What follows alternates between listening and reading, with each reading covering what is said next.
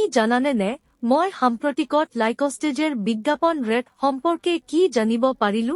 বাস্তৱত এইটো সম্পূৰ্ণৰূপে নিৰ্ভৰ কৰে তোমাৰ দৰ্শকৰ অৱস্থিতিৰ ওপৰত। সঁচাকৈয়ে যদি মানুহে তোমাৰ ভিডিঅ' আমেৰিকাৰ পৰা চায় তেন্তে তোমাৰ উপাৰ্জন আন অনেক দেশৰ তুলনাত বহুত বেছি হয়। মই আগে এই কথা নাজানিছিলো কিন্তু এতিয়া বুজি পালো। তোমাৰ ক্ৰিয়েটৰ লেভেলটো যথেষ্ট গুৰুত্বপূৰ্ণ।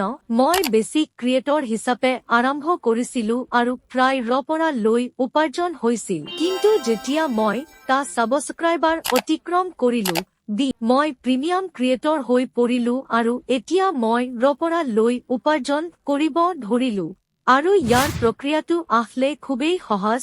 ধাপে আগবাঢ়িব লাগিব। তুমি প্ৰথমে নিবন্ধিত ব্যৱহাৰকাৰী হিচাপে সাইন আপ কৰ, তাৰ পিছত তোমাৰ প্ৰথম ভিডিঅ' আপলোড কৰ। যদি তোমাৰ কন্টেন্ট ভাল হয় আৰু মানুহে এনগেজ হৈ আছে, যদি তুমি কন্টেন্ট ক্ৰিয়েশ্যনত আগ্ৰহী, তেন্তে নিশ্চয় এইটো এটা চেষ্টা কৰিবলগীয়া সুযোগ।